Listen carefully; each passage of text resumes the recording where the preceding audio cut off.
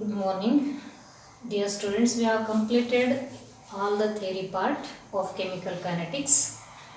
Now, we will solve few of the problems. Those problems may ask in 2 marks question or 3 marks question along with the theory questions. Let first problem, that is, in a reaction between A and B, these are said to be two reactants A and B. The initial rate of reaction was measured for a different initial concentration of A and B as given in the table. You should find out. Find ಮಾಡಬೇಕು. What is order of the reaction ಅಥವಾ reactants with respect to order of reactants with respect to A and B ಅಥವಾ order of reaction complete ನಾವು reaction order ಏನಂತ ಕಂಡುಹಿಡಿಯಬಹುದು ಅಥವಾ with respect to A and B ಎದಷ್ಟು order ಐತಿ ಬಿದಷ್ಟು order ಐತಿ ಅದನ್ನು ಕಂಡುಹಿಡಿಯಬಹುದು. ಅದಕ್ಕೆ what is order of the reaction ಅಂತ ತೊಗೊಂಡಿದ್ರೆ ಅವೆರಡು ಕೂಡಿಸಿ ತೊಗೊಳ್ರಿ. What is the order of reactants with respect to A and B ಅಂತಂದ್ರೆ ಸಪ್ರೇಟಾಗಿ ತೊಗೊಂಡು. ಓಕೆ, ಸೊ ಈಗ ಈ ಟೇಬಲ್ದಿಂದ ನಾವು ಏನು ಕಂಡುಹಿಡಿಬೇಕಾಗೈತಿ ಅಂತಂದ್ರೆ ರಿಯಾಕ್ಟಂಟ್ ಎ ರಿಯಾಕ್ಟಂಟ್ ಬಿ ಅದರ ಮೇಲಿಂದ ಪವರ್ನ ಕಂಡುಹಿಡಿಬೇಕು. If you know the power definitely you know the order of the reaction. So ಈಗ ನಾವು ಆರ್ಡರ್ ಆಫ್ ದ ರಿಯಾಕ್ಷನ್ ಕಂಡುಹಿಡಿಲಿಕ್ಕೆ ಏನಂತ ಹೇಳಿವಿ ಅಂದ್ರೆ ಯಾವತ್ತು ಎಕ್ಸ್ಪರಿಮೆಂಟಲ್ ಆಗಿ ಅದನ್ನು ಕಂಡುಹಿಡಿತೀವಿ ಅದಕ್ಕೆ ಎಕ್ಸ್ಪರಿಮೆಂಟಲ್ ವ್ಯಾಲ್ಯೂಸ್ ಗೊತ್ತಿರಬೇಕು ಅಂತ ಹೇಳಿದಿತ್ತಲ್ಲ, ಈಗ ನಾನು ಎಕ್ಸ್ಪರಿಮೆಂಟ್ಸ್ ಮಾಡಿರ್ತಕ್ಕಂಥ ವ್ಯಾಲ್ಯೂವನ್ನು ತೊಗೊಂಡಿದ್ದೀನಿ. ರಿಯಾಕ್ಷನ್ ಹೆಂಗೆ ನಡೆದೈತಿ? Reaction is between A and B, that is giving product B. So experiment number 1, initial concentration of that reactant A is 0.20 and concentration of B is 0.30. ಇದನ್ನ ಕಾನ್ಸಂಟ್ರೇಷನ್ ಇವೆರಡು ಆದಮೇಲೆ ಅಂದರೆ ಇವೆರಡು ರಿಯಾಕ್ಷನ್ ಆದಮೇಲೆ ನಿಮ್ಗೆ ಒಂದು ಪ್ರಾಡಕ್ಟನ್ನು ಕೊಡ್ತೈತೆ. ಆ ಪ್ರಾಡಕ್ಟ್ ಅಂದ್ರೆ ಅರ್ಥ ಏನು, ಅಲ್ಲಿ ಎಷ್ಟು ರೇಟ್ ಎಷ್ಟು ಸ್ಪೀಡ್ನಾಗ ಹೋಗೈತಿ ಅಂತ ಹೇಳಿ ನಾವು ಅದ್ರದ್ದು ಕಾನ್ಸಂಟ್ರೇಷನ್ನ ತೊಗೋತಿರ್ತೀವಿ. ಹೆಂಗಿದನ್ನ ರೇಟ್ ಅಂತಂದ್ರೆ change in molar concentration with respect to time, ಹೌದಲ್ಲ? ಅದಕ್ಕೆ ವ್ಯಾಲ್ಯೂ ಏನು ಬಂತಿಲ್ಲಿ 5.07 ಇಂಟು 10⁻⁵. ಇದು rate of formation of product ಅಂತಂದ. This value is rate of formation of product. Rate unit ಏನು? Moles per litre per second, ಹೌದಾ?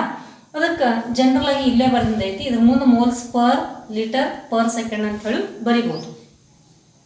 ಒಂದನೇ ಎಕ್ಸ್ಪರಿಮೆಂಟ್ದು ಇಷ್ಟು ವ್ಯಾಲ್ಯೂ ಇದ್ದಾಗ ಅದರ rate of formation of product ಇಷ್ಟು ಬಂತು.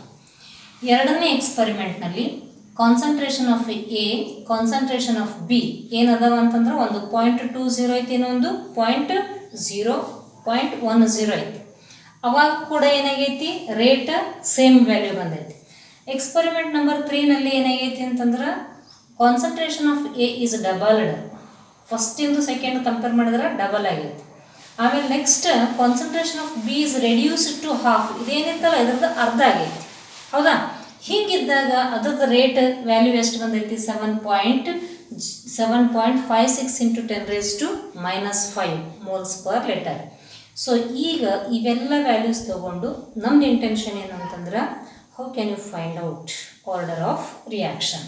ಲೆಟ್ ಒಂದು ಕೆಮಿಕಲ್ ರಿಯಾಕ್ಷನ್ ಎ ಮತ್ತು ಬಿ ಐತಿ ಅಂತಂದ್ರೆ ರಿಯಾಕ್ಟೆಂಟ್ಸ್ಗಳೇನದಾವು ಎ ಮತ್ತು ಬಿ ಅದಾವ. ಅದರದ ರೇಟ್ ನಾವು ಹೆಂಗೆ ಬರಿತೀವಿ? ಡಿಫ್ರೆನ್ಷಿಯಲ್ ರೇಟ್ ಇಕ್ವೇಷನ್ ಹೆಂಗೆ ಬರಿತೀವಿ? That rate is equals to K into A raise to X and B raise to Y. X ಮತ್ತು ವಾಯ್ ನಮಗೆ ಗೊತ್ತಿಲ್ಲ. ಎಕ್ಸ್ ವಾಯ್ ಬದಲಾಗಿ ನೀವು ಪಿ ಕ್ಯೂ ಅಂತ ತೊಗೋಬೋದು, ಆರ್ ಎಸ್ ಅಂತ ತೊಗೋಬೋದು, ಓಕೆ, ವೈ ಝೆಡ್ ಅಂತ ತೊಗೋಬೋದು. Let it be. Rate is equal to ಅಥವಾ ರೇಟ್ ಕೆ ತೆಗೆದ್ರೂ ಪ್ರಪೋರ್ಷನಾಲಿಟಿ ಅಂತೇಳಿ ತೊಗೋತಿರ್ತೀವಿ. Rate is directly proportional to molar concentration of A and molar concentration of B with respect to the powers X and Y. ಈಗ ಈ ಇಕ್ವೇಷನ್ನಾಗ ನಾವೇನು ಕಂಡುಹಿಡಿಬೇಕಾಗೈತಿ? X ಮತ್ತು Y ವ್ಯಾಲ್ಯೂವನ್ನು ಕಂಡುಹಿಡಿಬೇಕಾಗೈತಿ. ಅವು ಕಂಡುಹಿಡಿದಾಗ ಆರ್ಡರ್ನ ನಾವು ಈಸಿಯಾಗಿ ನೋಡ್ತಿರ್ತೀವಿ. ಸೊ ಲೆಟ್ ಇದನ್ನು ಕಂಡುಹಿಡಲಿಕ್ಕೆ ಈ ಎಕ್ಸ್ಪರಿಮೆಂಟಲ್ ವ್ಯಾಲ್ಯೂಸನ್ನು ತಗೋಣ. ಎಕ್ಸ್ಪರಿಮೆಂಟಲ್ ವ್ಯಾಲ್ಯೂಸ್ ಹೆಂಗೆ ತೊಗೋಬೇಕು ಅಂತಂದ್ರೆ 1 ಮತ್ತು 2 ಎಕ್ಸ್ಪರಿಮೆಂಟನ್ನು ಕಂಪೇರ್ ಮಾಡಿದಾಗ ಅವುಗಳಲ್ಲಿ ಒಂದು ವ್ಯಾಲ್ಯೂ ಫಿಕ್ಸ್ ಆಗಿರಬೇಕು, ಒಂದು ವ್ಯಾಲ್ಯೂ ಚೇಂಜ್ ಆಗಿರಬೇಕು. ಅಂದಾಗ ಮಾತ್ರ ಅಲ್ಲಿ ರೇಟ್ ಚೇಂಜ್ ಆಗೈತೆ ಅಂತ ಗೊತ್ತಾಗ್ತಿರ್ತೈತಿ. So suppose I will take experiment 1 and experiment 2. Okay, experiment 1ದಾಗ ಏನೈತಿ ನಾನು ಅದನ್ನು ಬರಿತೀನಿ ಫಸ್ಟ್, ಆಮೇಲೆ ಎಕ್ಸ್ಪರಿಮೆಂಟ್ 2 ಬರೆಯೋಣ. ಎಕ್ಸ್ಪರಿಮೆಂಟ್ 1ದಾಗಿಂದ ಏನೈತಿ ಅಂತಂದ್ರೆ rate is equal to K. A value ಏನೈತಿ ಕಾನ್ಸಂಟ್ರೇಷನ್ದು, ಎ ವ್ಯಾಲ್ಯೂ ಇದು ಜನರಲ್ ಇದೆ, ಕೆ ಅಂತ ತೊಗೊಂಡು ನನಗೆ ಈಗ ಎ ಬದಲಾಗಿ ಏನು ತುಂಬಬೇಕು ನಾವೀಗಲಿ 0.20 ರೇಸ್ ಟು ಎಕ್ಸ್. ಇನ್ನೂ ಒಂದೇನೈತಿ ಬಿದು 0.30 ರೇಸ್ ಟು 1. ಹೌದಾ, ಇದು ಒಂದೇ ಎಕ್ಸ್ಪರಿಮೆಂಟ್. ಎಕ್ಸ್ಪರಿಮೆಂಟ್ 2 ವ್ಯಾಲ್ಯೂಸ್, ಇದಕ್ಕೆ ರೇಟ್ 1 ಅಂತ ತೊಗೊಳ್ಬೇಕಾರೆ ನೆಕ್ಸ್ಟ್ ಈಸ್ ರೇಟ್ 2. ಎಕ್ಸ್ಪರಿಮೆಂಟ್ 2ಗೆ ರೇಟ್ 2 ತೊಗೊಂಡು is equals to K into that is A value ಏನೈತಿ 0.20, ಆಮೇಲೆ raise to X. B value ಏನೈತಿ 0.10 ರೇಸ್ ಟು 1.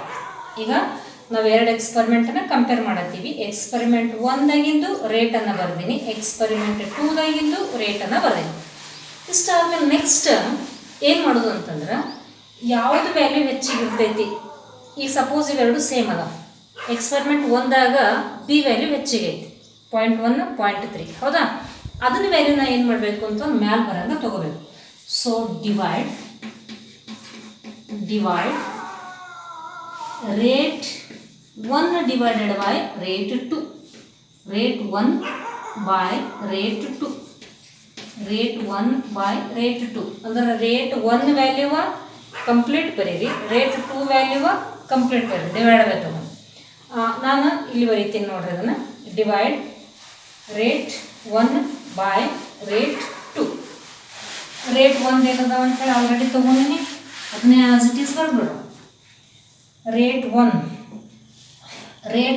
ವ್ಯಾಲ್ಯೂ ಏನೈತಿ ಇಲ್ಲಿ ರೇಟ್ ಇದೆ, ರೇಟ್ 1 ವ್ಯಾಲ್ಯೂ 5.07 ಇಂಟು 10⁻⁻5. ಇದು rate 1 value divided by rate 2 value 5.07 into 10⁻⁻5. Same ಬಂದೈತದ, ಲೆಟ್ ಇಟ್ ಬಿ. ಅದನ್ನು ಏನು ಆನ್ಸರ್ ಬರ್ತೈತಿ ಗೊತ್ತಿಲ್ಲ ನಮಗೆ, ಕಂಡುಹಿಡಿಯೋದೇನೇ ಇಂಟೆನ್ಷನ್ ಎಕ್ಸ್ ಮತ್ತು ವೈ ಐತಿ. Is equal to K.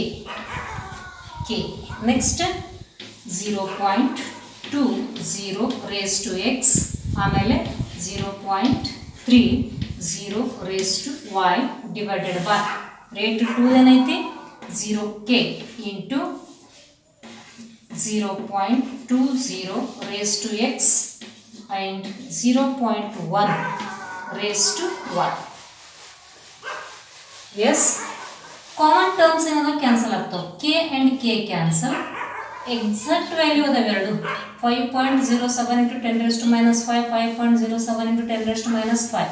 ಇದು ಕಂಪ್ಲೀಟ್ ಅಂದರೆ ಏನಂದ್ರೆ ಅರ್ಥ 1 ಈಸ್ ಈಕ್ವಲ್ ಟು ಕೆ ಹೋತು 0.20 into divide by 0.20 raise to power X. ಇದನ್ನು ಕ್ಯಾನ್ಸಲ್ ಆಗ್ತೈತಿ. ರಿಮೈನಿಂಗ್ ಏನು ಉಳಿತು 0.3, 0.1 indicates that is, you can say that 3 raised to y. ಏನಾಯ್ತು ಇಲ್ಲಿ 3 raised to y. Okay, so 3 ಅಂತಕ್ಕಂಥದ್ದು ಯಾವುದಕ್ಕೆ ಸಂಬಂಧಪಟ್ಟಂಗೆ ಇದನ್ನ, this is nothing but B ಪವರಿಗೆ ಸಂಬಂಧಪಟ್ಟಂಗೆ. ಅಂದರೆ ಈಗ ಇದ್ರದ್ದು ವ್ಯಾಲ್ಯೂ ಏನಂದಂಗಾಯ್ತು, 3 ಬದಲಾಗಿ ಬಿ ಅಂದಂಗಾಯ್ತು. So B raise to Y is equals to 1 ಅಂದಂಗಾಯ್ತು. 1 ಅಂತಕ್ಕಂಥದ್ದು ನಾನು ಮತ್ತೆ ಮ್ಯಾಲೆ ಪವರ್ ಬರಿಬೇಕಾಗೈತೆ ನನಗೆ, ಯಾಕೆ y ಈಕ್ವಲ್ ಟು ಬೇಕಾಗೈತಿ.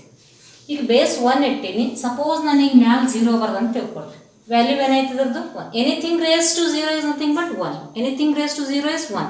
ಅದಕ್ಕೆ 1 ಬರೋ ಬದಲ ನಾನು ಏನು ಬರೀತೀನಿ ಮೇಲೆ 0 ಬರೀತೀನಿ. ಅಂದ್ರೆ y ಈಕ್ವಲ್ ಟು ಏನಂದಂಗೈತಿ ಇಲ್ಲಿ y equal to 0. So what we have find out here, that is 1 power order with respect to b is said to be 0. Order with respect to b is said to be 0. ಅದಕ್ಕೆ ಈ ಥರ ನಾವೇನು ಮಾಡೀವಿ ಅಂತಂದ್ರೆ ಒಂದು order ಕಂಡುಹಿಡಲಿಕ್ಕೆ 2 rate ಎಕ್ಸ್ಪೆರಿಮೆಂಟ್ಸನ್ನು ತೊಗೊಂಡು. Similarly one more remains that is said to be order with respect to A ಅನ್ನು ಕಂಡುಹಿಡಬೇಕು. ದಟ್ ಮೀನ್ಸ್ ಎಕ್ಸ್ ವ್ಯಾಲ್ಯೂವನ್ನು ಕಂಡುಹಿಡಬೇಕು. ಅಲ್ಲಿ ನಾನು 2 ಕಾನ್ಸಂಟ್ರೇಷನ್ನ ಯೂಸ್ ಮಾಡ್ತಿರ್ತೀನಿ. ಯಾವುದು? Experiment 3 and experiment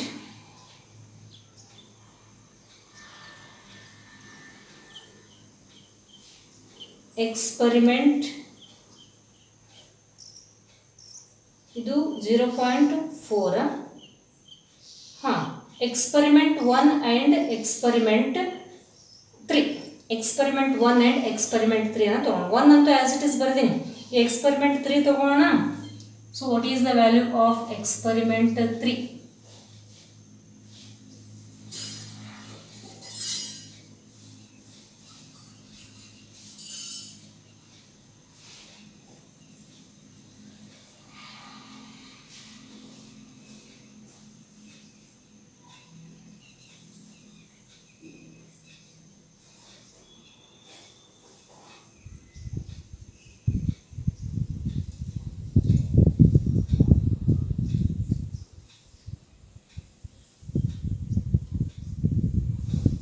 experiment 2 and 3 ತಗೋಣ.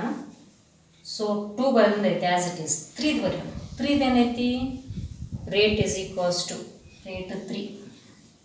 Rate is equals to A value ಏನೈತಿ? That A value is 0.05. Sorry 0.40.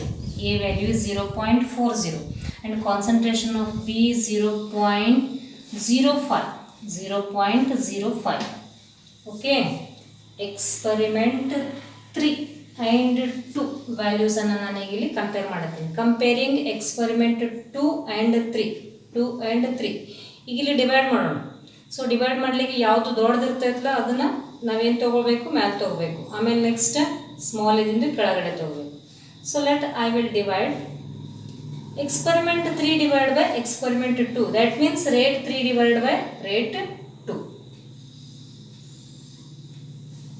Divide rate 3 divided by rate 2. So ಅದೇ ವ್ಯಾಲ್ಯೂಸ್ ಅನ್ನು ನಾನು ಇಲ್ಲಿ ರಿಪ್ರೆಸೆಂಟ್ ಮಾಡ್ತೀನಿ. Rate 3 rate value 7.56.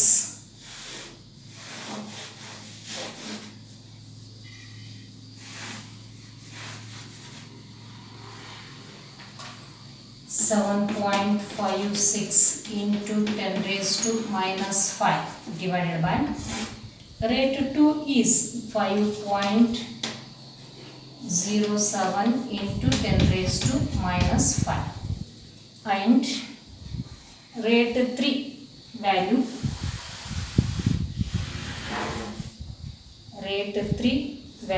is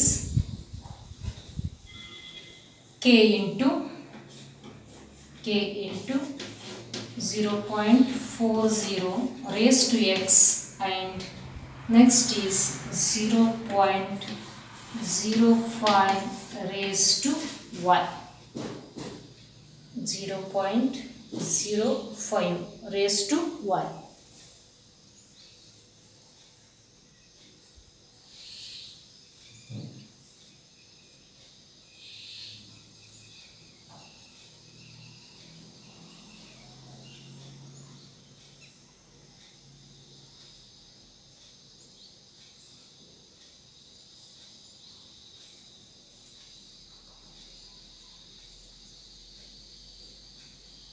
Okay, so I will remove this table.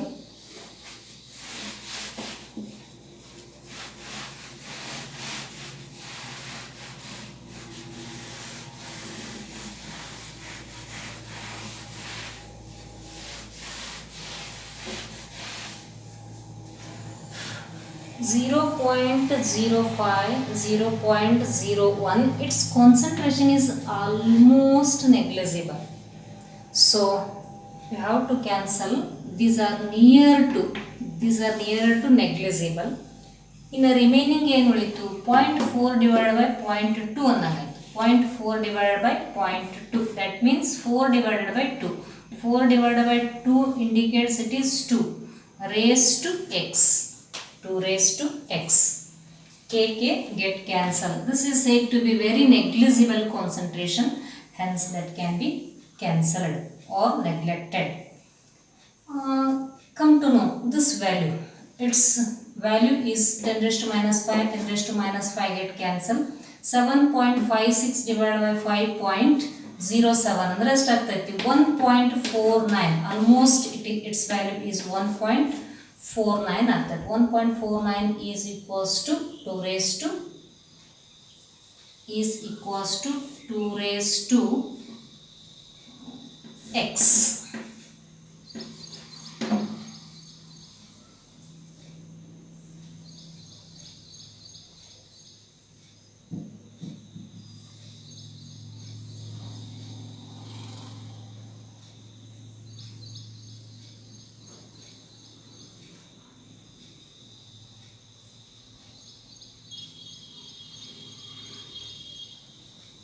So its value is near about 2 raised to 3/2. ಇದನ್ನು suppose ನೀವೆಲ್ಲ simplify ಮಾಡಿದರೆ ಇಷ್ಟು answer ಬರ್ಬೋದು 1.49 ಪವರ್ನ ನಾವು ಹೆಂಗೆ ಬರಿಬೋದು 2 raised to 3/2. ಸಿಂಪ್ಲಿಫೈ ಮಾಡಿ ನೋಡ್ರಿ 2 raised to 3/2 is equals to 2 raised to x, hence x value is x equal to 3/2 ಅಂತ ತಗೋಬಹುದು. Hence order is said to be, ಕಂಡುಹಿಡಿಯೋಣ, order of reaction with respect to A and B. Order is equals to x plus y.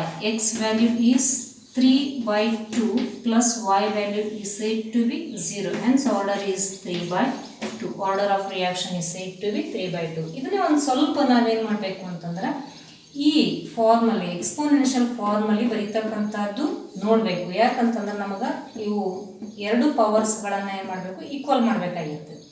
Base is said to be 2 on the both sides. Base is said to be 2 on the both sides. Therefore, x is definitely equal to its power, that is 3/2. Hence, order of A with respect to order of x with respect to A is said to be 3/2. Overall order of the reaction is x plus y, 3/2 plus 0, that indicates 3/2. Okay, so ಈ ಥರ ಇರ್ತಕ್ಕಂಥದ್ದು ಒಂದು problem.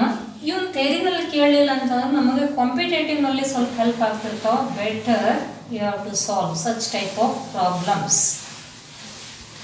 So one more problem I will give homework. Same ಇದೇ ಥರ ಕೊಡ್ತೀನಿ. ಸ್ವಲ್ಪ extended part ಏನು ಅಂತಂದರೆ ಅಲ್ಲಿ ನಾವು rate with respect to particular product ಅಂತ ಹೇಳಿ ತಗೋತಿರ್ತಾನೆ. ವಾಟ್ ಈಸ್ ದ್ಯಾಟ್ ಅದನ್ನು ನೋಡೋಣ. ಫಸ್ಟ್ ನಿಮ್ಗೆ ಆರ್ಡರ್ ಕಂಡುಹಿಡಿಯೋದಂತೂ ಗೊತ್ತಿರಲಿ, ಅದರಲ್ಲಿ ನಾನು ಜಸ್ಟ್ ಕ್ಲೂವನ್ನು ಕೊಡ್ತಿರ್ತೀನಿ. Second problem is from the following data.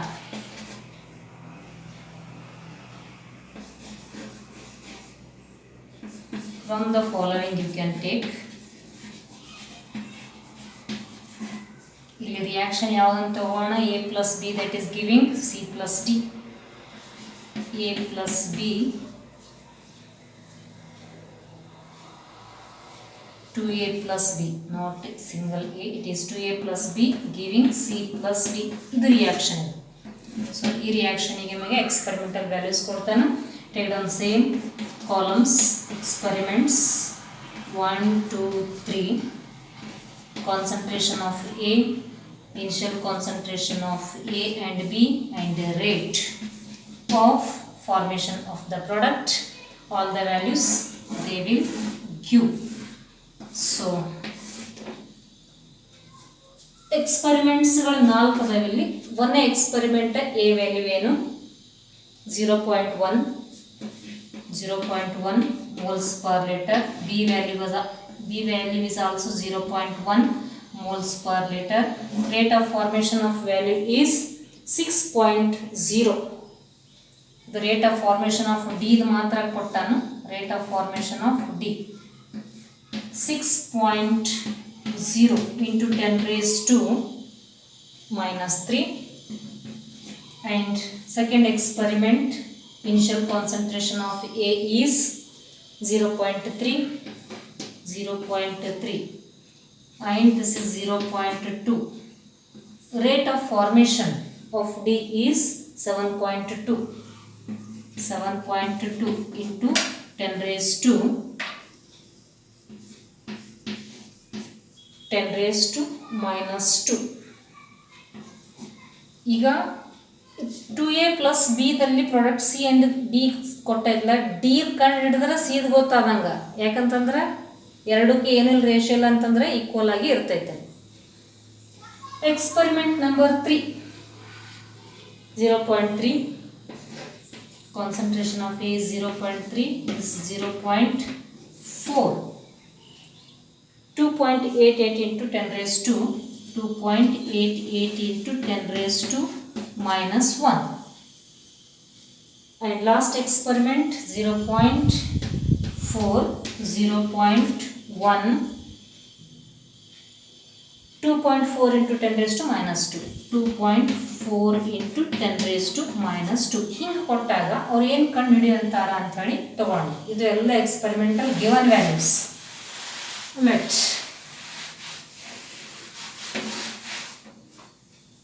first point is find order with respect to A and B.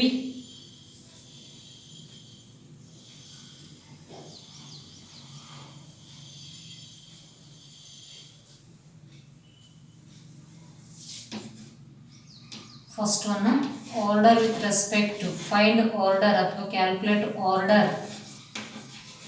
with respect to A and B, concentration of reactants of A and B. ಇವುಗಳ ಆರ್ಡರ್ನ ಕಂಡುಹಿಡಿಯಿರಿ. Order ಕಂಡುಹಿಡಿಲಿಕ್ಕೆ ನೀವೇನು ತಗೋಬೇಕು, 4 ಎಕ್ಸ್ಪೆರಿಮೆಂಟ್ನಾಗ 2 ಎಕ್ಸ್ಪೆರಿಮೆಂಟನ್ನು compare ಮಾಡಬೇಕು. So ಈಗ compare ಮಾಡಲಿಕ್ಕೆ ನಾನು ಏನು ತಗೋತೀನಿ ಅಂತಂದ್ರೆ ಎಕ್ಸ್ಪೆರಿಮೆಂಟ್ ನಂಬರ್ 2 and 3, ಒಂದು ಕಾನ್ಸಂಟ್ರೇಷನ್ ಸೇಮ್ ಉಳಿತು. 2 ಎಕ್ಸ್ಪೆರಿಮೆಂಟ್ 2 and 3ದಾಗ ಒಂದು ಕಾನ್ಸಂಟ್ರೇಷನ್ ಸೇಮ್ ಉಳಿತು. ಸೊ ಈಗ 2 and 3 ತೊಗೊಂಡ್ಮೇಲೆ ಏನು ಬರಿಬೇಕು ಅಂತ ಹೇಳಿ ನಾವು ಆಲ್ರೆಡಿ ನೋಡಿವಿ, ಅದನ್ನು ತೊಗೊಂಡ್ಬೇಡಿ. 2 and 3 ತೊಗೊಂಡ್ಮೇಲೆ ಇದ್ರದ್ದು ರೇಟ್ 2 is equals to ಏನೇನೈತಿ ಬರಿತಾ ಹೋಗ್ರಿ, ರೇಟ್ 3 is equals to ಏನೇನೈತಿ ಬರಿತಾ ಹೋಗ್ರಿ. ಅವಾಗ ಏನು ಮಾಡಿರಿ, ರೇಟ್ 3 ಡಿವೈಡ್ ಬೈ ರೇಟ್ 2 ಮಾಡಿ. ರೇಟ್ 3 ಡಿವೈಡ್ ಬೈ ರೇಟ್ 2 ಮಾಡಿದಾಗ ನಿಮಗೆ ಒಂದು ಪವರ್ ಸಿಗ್ತೈತಿ. That power is with respect to B ಸಿಗ್ತೈತಿ. ನೆಕ್ಸ್ಟ್ ಏನು ಮಾಡೋಣ ಅಂತಂದ್ರೆ 2 ಎಕ್ಸ್ಪೆರಿಮೆಂಟ್ಸ್ಗಳು ಸಿಮಿಲರ್ ಆಗಿರ್ತಕ್ಕಂಥದ್ದು ನೋಡೋಣ. So take experiment 1 and 4. 1 and 4ದಾಗ ಇದು ಎರಡು ಸೇಮ್ ಅದ ವ್ಯಾಲ್ಯೂಸ್, ಹೌದಾ? ಎಕ್ಸ್ಪೆರಿಮೆಂಟ್ 1 and 4 ತೊಗೊಂಡ್ಮೇಲೆ ರೇಟ್ 4 ಡಿವೈಡೆಡ್ ಬೈ ರೇಟ್ 1 ಮಾಡಿರಿ. ರೇಟ್ 4 ಡಿವೈಡೆಡ್ ಬೈ ರೇಟ್ 1 ಮಾಡಿದಾಗ ನಿಮಗೆ order with respect to A ಸಿಗ್ತದೆ. Then you have to calculate. ಇದು ಒಂದು ಈಸಿಯಾಗಿ ನಮಗೆ ಗೊತ್ತಾಗಿರ್ತಕ್ಕಂಥದ್ದು, ಆಲ್ರೆಡಿ ನಾವಿದು ಸಾಲ್ವ್ ಮಾಡಿದ್ವಿ. ಸೆಕೆಂಡ್ ಒನ್, ಇದನ್ನು ಏನು ಕೇಳ್ತಾನ ಅಂತಂದ್ರೆ calculate rate of formation of D. Calculate rate of formation of D with respect to, ಅಥವಾ ಕಾನ್ಸಂಟ್ರೇಷನ್ ಕೊಡ್ತಾನೆ ಯಾವಾಗ ಅಂತ ಹೇಳಿ. When concentration of A is equals to 0.5 moles per liter and concentration of B is equals to 0.2 moles per liter. 0.2 moles per liter, ಹೌದಾ? So ಇದಕ್ಕೆ ನಾನು ಏನು ಮಾಡಬೇಕು ಅಂತಂದ್ರೆ ರೇಟ್ ಇಕ್ವೇಷನ್ನ ಬರೆಯೋಣ.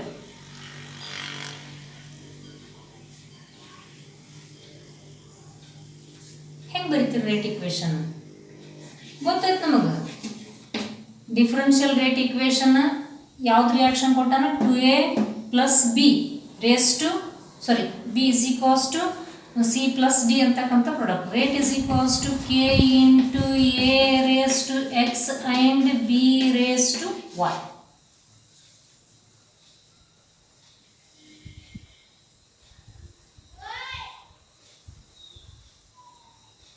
ಓಕೆ, ಸೊ ಹಿಂಗಿದ್ದಾಗ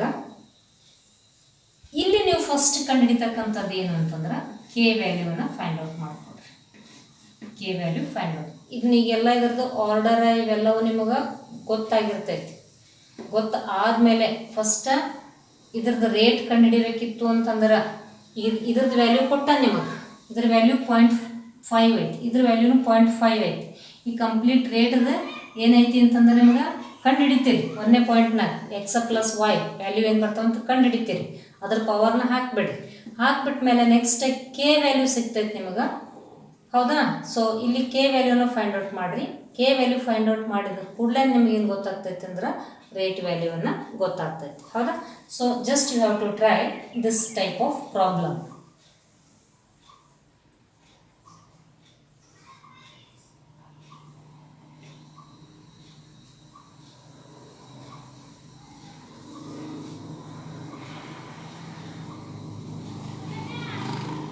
ಕೆ ವ್ಯಾಲ್ಯೂ ಫೈಂಡ್ ಔಟ್ ಮಾಡಲಿಕ್ಕೆ ಯಾವುದು ಬೇಕಾದ ಎಕ್ಸ್ಪರಿಮೆಂಟ್ದಾಗಿಂದು ಒಂದು ವ್ಯಾಲ್ಯೂನ ಇಟ್ಕೊಂಡ್ಬಿಡ್ರಿ. ಕೆ ವ್ಯಾಲ್ಯೂ ಫೈಂಡ್ ಔಟ್ ಮಾಡಲಿಕ್ಕೆ ಅಂದ್ರೆ ಈಗ concentration of A 0.1, concentration of B 0.1, rate of formation of D ಇದನ್ನ ಗೊತ್ತಾಯಿತು, 6 ಆಯಿತು. ಅಂದ್ರೆ ಕೆ ವ್ಯಾಲ್ಯೂ ಏನಾಗ್ತೈತಿ 6.0 × 10⁻³ ಆಗ್ತದೆ. Or they cancel with each other. Let it be. You have to solve by using this relation.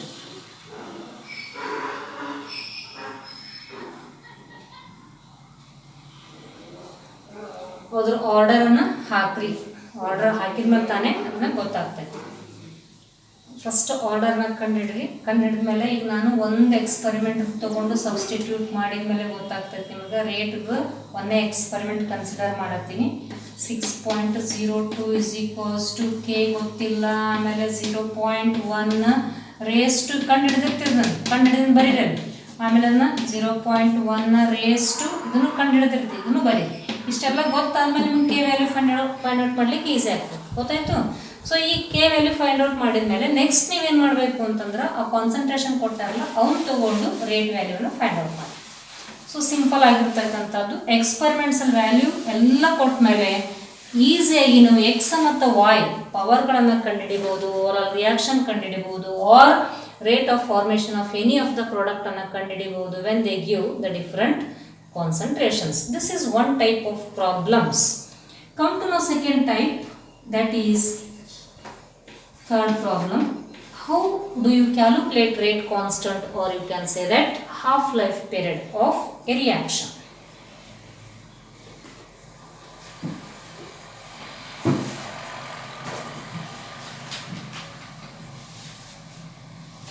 A first order reaction is formed.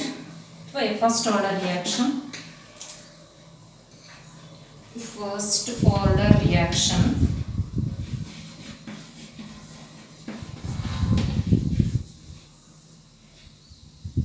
rate constant. First order reaction rate constant is 5.5 × 10⁻⁻14. 5.5 × 10⁻⁻14 per second.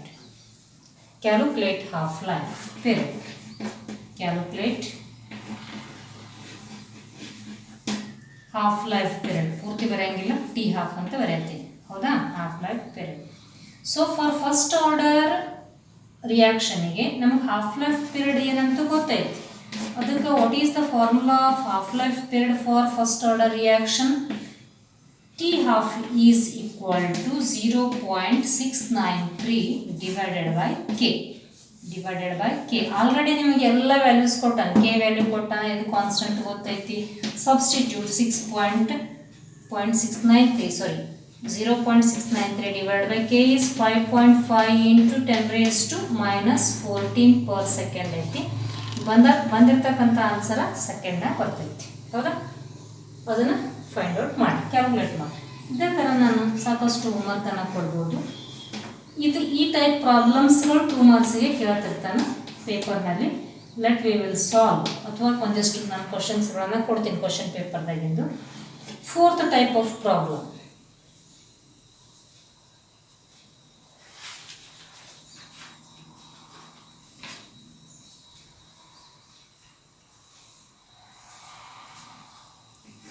X giving product Y follows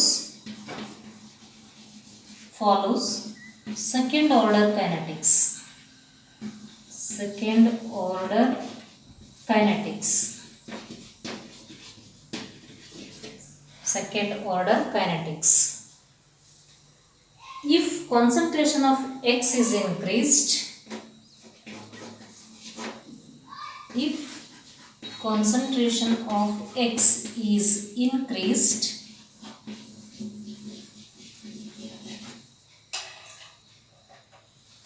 concentration of X, that means reactant concentration increase madara to 3 times, increased to 3 times.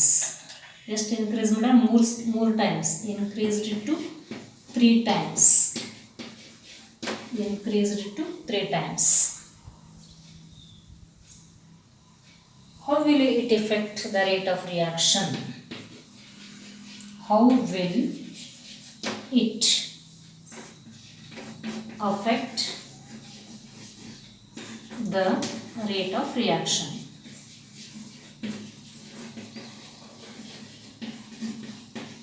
Okay.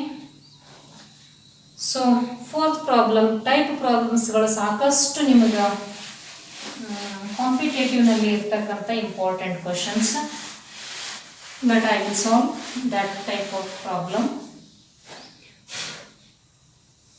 X conversion of X to Y ಅಂದ್ರೆ reactant X ದಿಂದ product Y, ಇದು ಯಾವ type of reaction ಅಂತ ಹೇಳ್ತಾನ? Second order kinetics ಅಂತ ಹೇಳ್ತಿರ್ತಾನೆ. ಅಂದ್ರೆ ನಾನು rate ಬರಿಬೋದಲ್ಲ ಈ ಈಕ್ವೇಶನ್, ಅವರೇ ಕೊಟ್ಟಾಗ ಡೈರೆಕ್ಟ್ ಆಗಿ rate is equals to K into concentration of X raised to 2 ಅಂದಂಗಲ್ಲ, X raised to 2 because it follows second order means its concentration becomes 2 power. It follows second order kinetics. If concentration of X increased to 3 times, how will it affect the rate of reaction ಅಂತ ಕರೀತಾರೆ. Let ಈ ಕೊಟ್ಟಿರ್ತಕ್ಕಂಥದ್ದು ನಾನು equation 1 ಅಂತ ತಗೋತೀನಿ. Suppose X concentration 3 times ಬರೆದಾಗ ಇದಕ್ಕೆ ನಾನು ರೇಟ್ 1 ಅಂತ ತಗೋತೀನಿ. Next is rate 2 K into ಇದ್ರ ಕಾನ್ಸಂಟ್ರೇಷನ್ 3 ಟೈಮ್ಸ್ ಇನ್ಕ್ರೀಸ್ ಮಾಡೋದನ್ನ ಅಂದ್ರೆ 3 ಇಂಟು X ಅಂದಂಗಲ್ಲ, 3 ಟೈಮ್ಸ್ ಇನ್ಕ್ರೀಸ್ ಮಾಡೋದನ್ನ 3 into X raise to power ಏನಿದೆನ 2. Again you have to take or divide, first type ಮಾಡಿವಲ್ಲ ಆ ಟೈಪ್ ನಾಗಿರೋ problem. Divide rate 2 by rate 1, rate 2 divided by rate 1. Okay, so rate 2 ಏನೈತಿ? K into 3x raised to 2 divided by, this is next K into x raised to 2. ಈಗ ಇದು ನಾನು 3 outside ತಗೋತೀನಿ, K cancel ಆಯ್ತು, 3 outside ತಗೊಂಡು 3 raised to 2 concentration of x raised to 2 divided by concentration of x raised to 2 ಅಂದಂಗಾಯ್ತು. So this cancel each other. now this rate 2 R2 divided by R1 is equals to 3 raised to 2 means it is 9. ಅದಕ್ಕೆ ನೀವೇನು ತಿಳ್ಕೊಬೇಕು ಇಲ್ಲಿ? Rate increases 9 times. Rate increases 9 times when concentration of that X is increases to 3 times. So you have to write in words rate of reaction increases or increased by 9 times. ಈ type problems ಕೂಡ simple ಆಗಿರ್ತಕ್ಕಂಥದ್ದು. Let I will move on next type of problems.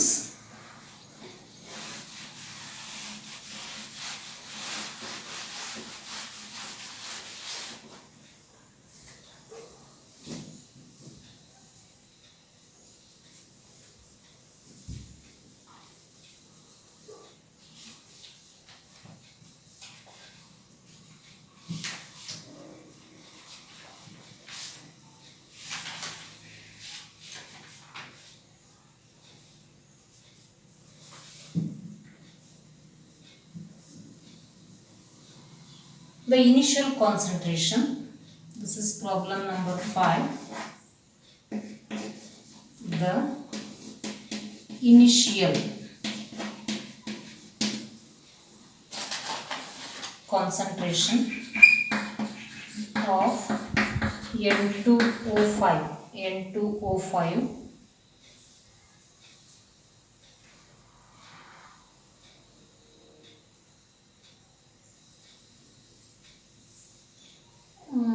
its reaction N2O5 that is giving 2NO2 plus half O2.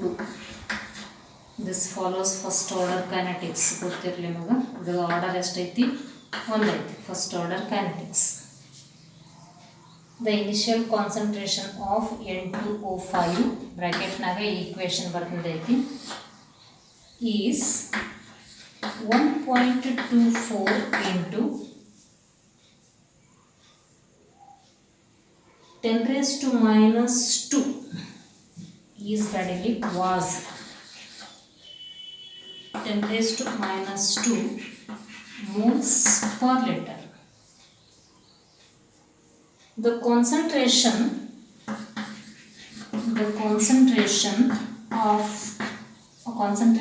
of N2O5 after 60 minutes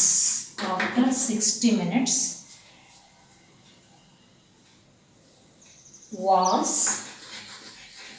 0.20. Initially 1.24 ಇತ್ತು. Next 60 minutes ಆದಮೇಲೆ 0.20 into 10 raised to minus 2 moles per liter. Calculate rate constant.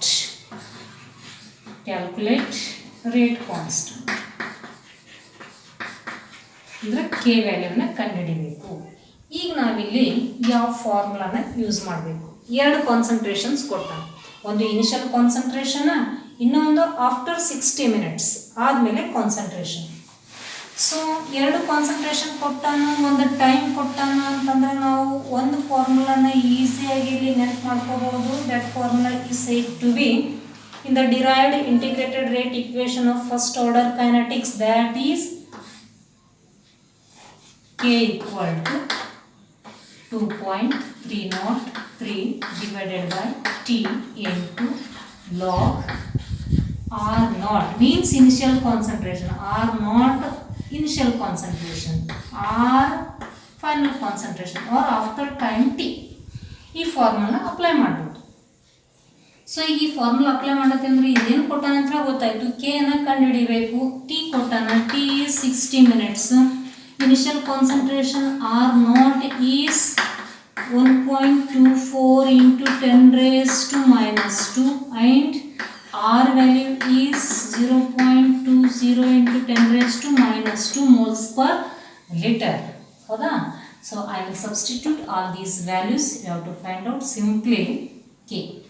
Rate constant होगा 2.303 divided by 60 into log 1.24 into 10 raised to minus 2 0.20 into 10 raised to minus 2. ಇದನ್ನು ಇವೆರಡು cancel ಆಗ್ತೈತಿ. log 1.24 divided by log 2 ಅಂತಂದರೆ ಏನು? ಸ್ವಲ್ಪ ನೀವೇನು ಮಾಡಬೇಕು, ಫೈಂಡ್ ಔಟ್ ಮಾಡಿರಿ. ಸೊ ಎಲ್ಲ ಕಂಪ್ಲೀಟ್ ಆಗಿ ಕೊಟ್ಟಿರ್ತಕ್ಕಂಥದ್ದು ಲಾಗ್ ವ್ಯಾಲ್ಯೂ ನೋಡೋದು ಗೊತ್ತೈತಿ, ಅದನ್ನ ನೋಡಿಕೊಂಡು ಫೈಂಡ್ ಔಟ್ ಮಾಡಿರಿ. ಲಾಗ್ 6.2 ಬರ್ತೈತಿ. ಲಾಗ್ 6.2 ವ್ಯಾಲ್ಯೂ ಏನಾಗ್ತೈತಿ ನೋಡ್ರಿ, ಅದಕ್ಕೆ ಎಷ್ಟು ಮಲ್ಟಿಪ್ಲೈ ಮಾಡಿರಿ. Final answer is 0.0304 per minute. ಯಾಕಂದ್ರೆ ಇಲ್ಲಿ 60 minutes ಕೊಟ್ಟಾನ. K and T are said to be inversely proportional, hence it is per minute. Unit is per minute. ಅಂದರೆ ಈ ಫಾರ್ಮುಲಾ ಯೂಸ್ ಮಾಡಿಕೊಂಡು ನಾವು ಪ್ರಾಬ್ಲಮ್ಸನ್ನು ಸಾಲ್ವ್ ಮಾಡ್ತೀವಿ. You can calculate K or you can calculate T or you can calculate any of the concentration term also. Yes. So one more type of problems that I will take.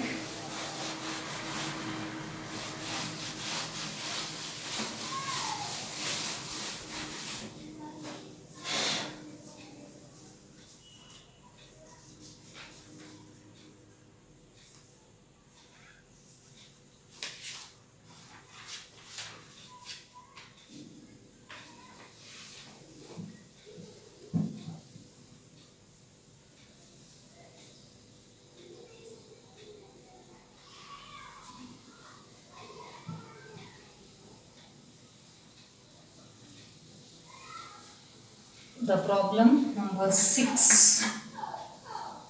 The rate constants of reaction.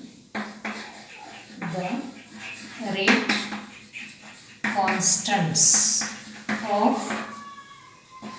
reaction at 500 Kelvin and 700 Kelvin are 0.02 or 0.02 per second and 0.02 per second and 0.07 per second respectively.